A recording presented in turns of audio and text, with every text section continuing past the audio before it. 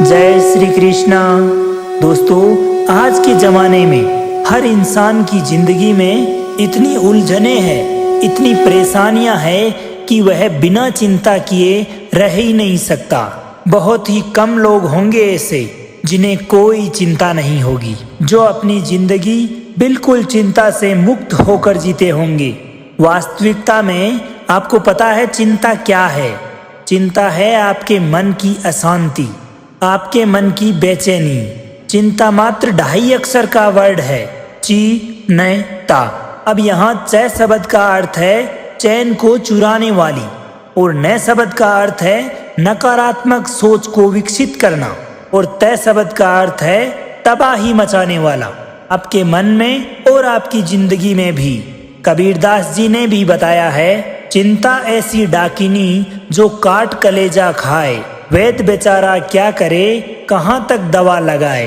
कबीरदास जी कहते हैं कि चिंता ऐसी चीज है जो आपके मन को, आपके जीवन को टुकड़ों में काट काट के खाती रहती है। किसी भी इंसान को एक ही बार में मार दिया जाए तो बहुत आसान है, परंतु यदि उसे तिल तिल करके मारा जाए या टुकड़े टुकड़े करके मारा जाए तो सोचिए उसे कितनी तकलीफ होती होगी। इसी प्रकार मृत्यु से भी ज्यादा दुख देने वाली है ये चिंता। परंतु क्या आपने गौर किया कि चिंता करके भी आप अपने जीवन में कुछ बदल नहीं पाते? चिंता करके कुछ भी परिवर्तित नहीं कर पाते। चाहे आप कितनी भी चिंता कर ले, परंतु आपका किसी बात पर कोई नियंत्रण नहीं रहता। अगर आप अपने जीवन में हमेशा खुशी चाहते हैं, आप चाहते हैं कि आपका मन हमेशा हमेशा के लिए चिंता से दूर हो जाए, तो आपको सर्वप्रथम तो यह सोचना चाहिए कि आप जिस विषय में सोचकर चिंता कर रहे हैं अथवा चिंतित हैं, उसके बारे में चिंता करके क्या आप उसको बदल सकते हैं? अगर आप उसको चिंता करके नहीं बदल सकते, परिवर्तित नहीं कर सकते, तो ये मान लीजिए कि चिंता करके क्या फायदा। अगर आप इसीलिए चिंता करते हैं कि आपके साथ कुछ अनहोनी हो गई, कुछ बुरा हो गया, इसका आपको इतना सदमा लगा है जिसके कारण आप चिंतित हैं, परंतु यकीन मानो कि जो कुछ भी आपके जीवन में घटित हो गया, जो घटना हो चुकी है, उसको क्या आप बदल सकते हैं? परिवर्तित उसे कर सकते हैं आप? क्या आपका उस घटना के प्रति अभी भी नियंत्रण है? नहीं ना। किसी प्रकार से आप उसे नियंत्रित नहीं कर पाते तो फिर चिंता करके क्या फायदा। ये चीज शाश्वत सत्य है कि आप ना अपने बीते हुए कल को बदल सकते हैं और ना आने वाले कल को। तो फिर चिंता करके आप क्या प्राप्त कर लेंगे? क्या हासिल होगा आपको चिंता करने से जीवन में? एक बार एक जंगल में एक झोपड़ी के अंदर 2 भिक्षुक रहते थे। वो दोनों भिक्षुक नगर में भिक्षा लेने के लिए जाते हैं। भिक्षा ग्रहण कर जैसे ही वो अपने घर को वापस आते हैं, जंगल में आकर देखते हैं कि उनकी झोपड़ी के ऊपर जो छत थी वो तूफान में उड़कर कहीं चली गई। यानी कि वो झोपड़ी जिसमें वो रहा करते थे वो पूरी तरह से बर्बाद हो चुकी थी। अब इस घटना को देखकर एक भिक्षुक रोने लगा, कहने लगा कि मैंने एक तो पहले ही इस सांसारिक जीवन से अपना नाता तोड़ लिया परमात्मा को प्राप्त करने के लिए, आत्मिक ज्ञान की प्राप्ति के लिए, परंतु हे परमात्मा, तुझे अब भी मुझे दुख देने से बहुत आनंद की प्राप्ति होती है। मेरे पास बचा ही क्या था? एक छोटी सी झोपड़ी थी जिसकी भी छत तूने तूफान से उड़ा ली। ऐसा कहकर दोनों भिक्षुक अपनी झोपड़ी में प्रवेश करते हैं और सो जाते हैं। अब रात को जो दूसरा भिक्षुक है वो देखकर सोचता है, देखो चांद तारों का नजारा कितना सुंदर दिखाई पड़ता है, मन को मोहने वाला नजारा है। वो मन ही मन परमात्मा को धन्यवाद देने लगा कि रात इतनी सुंदर होती है, मैंने तो कभी सोचा ही नहीं था।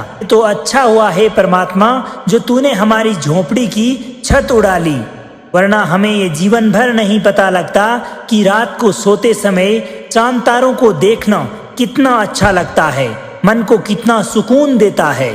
अगर मुझे पहले पता होता कि बिना छत के सोने पर इतनी अच्छी नींद आती है और इतने अच्छे नज़ारे देखने को मिलते हैं, तो मैं पहले ही इस छत को हटा देता। अब सोचिए, परिस्थिति दोनों के लिए सेम है, दोनों के लिए समान परिस्थिति है। एक ही जगह रहते हैं, एक ही जगह खाते हैं, एक साथ भिक्षा लाते हैं और वही छत के नीचे दोनों सो रहे हैं।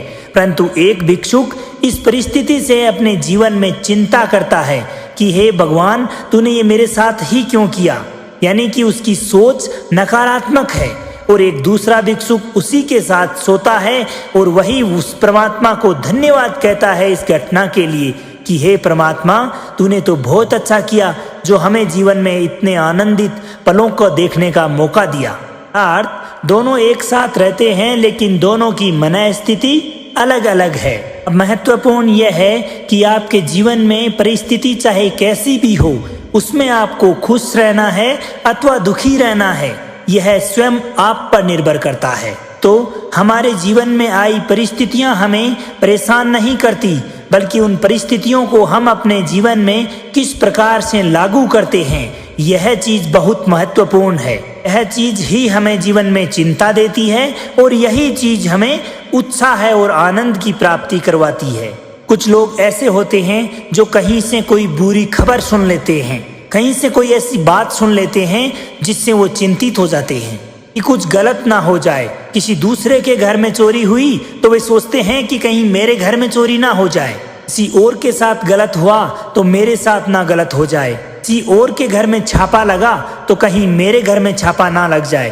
पता है, कई बार आप सोच सोच कर ही उस नेगेटिविटी को अपने घर ले आते हैं। हालांकि आपके घर में होने वाली नहीं है, लेकिन आप उस नकारात्मक चीज को सोच सोच कर ही अपने दिमाग पर इतना हावी कर लेते हैं कि एक दिन वो चीज आपके साथ भी सच में हो जाती है, क्योंकि आप ही ने उसको सोच सोच कर इतना आकर्षित कर लिया कि वह चीज आपके जीवन में भी घटित हो जाती है।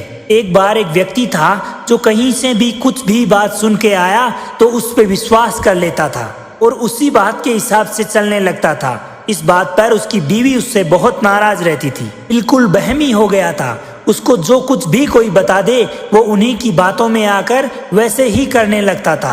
अब उसकी पत्नी ने अपने फैमिली डॉक्टर से इस बात को साझा किया कि मेरे पति को इस प्रकार की बीमारी है कि उन्हें कोई भी किसी भी बात में बहला फुसला दे तो वह उसी को फॉलो करते हुए उसी को अपने जीवन में अपना लेते हैं।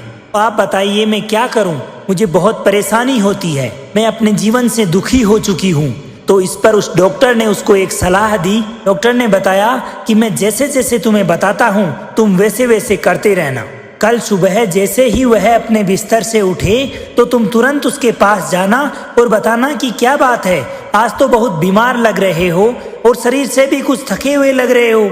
ऐसा ही अपने वॉचमैन को बताना, वो भी उन्हें यही बताए कि क्या बात है साहब, आज तो बड़े बेचैन से और बीमार लग रहे हो, थके हुए भी लग रहे हो। और यही बात उनके ड्राइवर से कहना और इसी बात को उनके ऑफिस में जाने पर साथ वाले लोगों को बताना कि आते ही उनसे यही बात कहे। उसकी पत्नी ने डॉक्टर से कहा कि ठीक है। जैसे ही सुबह वह अपने बिस्तर से उठा तो उसका मूड बहुत अच्छा था, वह बहुत खुश था। तो उसकी पत्नी ने उससे कहा कि क्या बात है, आज बहुत उदास लग रहे हो, बीमार लग रहे हो, कुछ कमजोर से लग रहे हो। उस आदमी को लगा कि आज मैं तो बहुत खुश हूँ, परंतु मेरी पत्नी को ऐसा क्यों लग रहा है कि मैं बीमार लग रहा हूँ। इसके बाद तुरंत उसने दर्पण में अपना चेहरा देखा तो सोचने लगा कि हाँ, मुझे भी आज थोड़ी मेरी तबीयत ठीक नहीं लग रही। जैसे ही वह नहा धोकर तैयार होकर आया तो उसके नौकरों ने भी यही बात दोहराई, मालिक आज तो आप बीमार लग रहे हैं, क्या बात हो गई। अब यही बात नौकरों ने भी कही तो उसका विश्वास पक्का होने लगा। उसने कहा कि हाँ, मुझे भी लग रहा है कि आज मेरी तबीयत थोड़ी थोड़ी खराब है, ठीक नहीं है।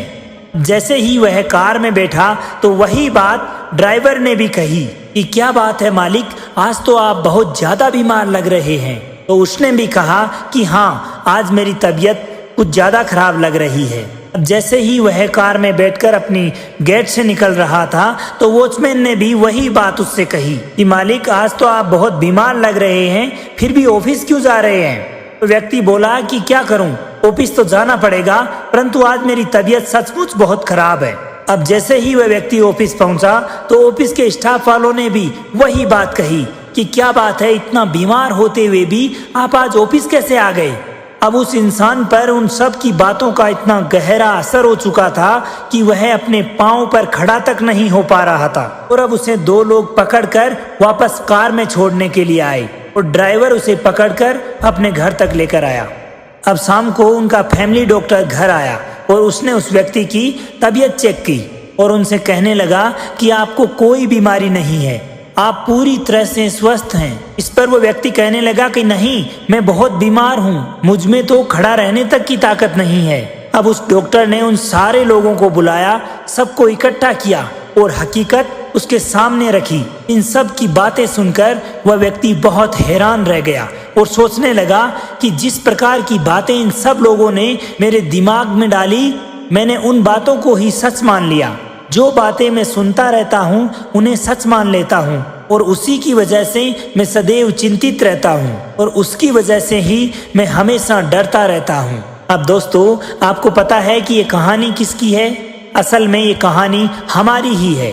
हम अपने जीवन में बेवजह डरते रहते हैं, हम भी अपने जीवन में बेवजह चिंता करते रहते हैं। कुछ भी यहाँ वहाँ इधर उधर से सुन लेते हैं, उसी को सच मानकर चिंतित हो जाते हैं। कुछ देख लेते हैं तो चिंता में पड़ जाते हैं। हमारा डर और हमारी चिंता सच नहीं है।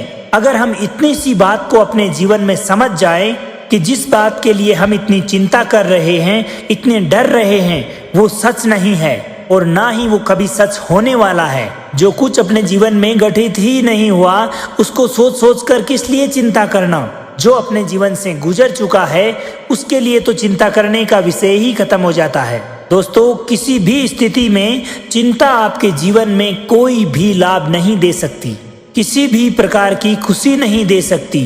तो डिसाइड कीजिए कि आज से, बल्कि अभी से अपने मन में ये निश्चय कर लो, ये डिसाइड कर लो कि अपने जीवन में चाहे कैसी भी परिस्थिति आए, लेकिन हमारी मन स्थिति कभी नहीं बिगड़ने देंगे। जीवन में कैसी भी समस्याएं आ जाएं, कैसी भी परिस्थिति आ जाए, लेकिन हम चिंता नहीं करेंगे। हम मन से हमेशा निश्चिंत और खुश रहेंगे।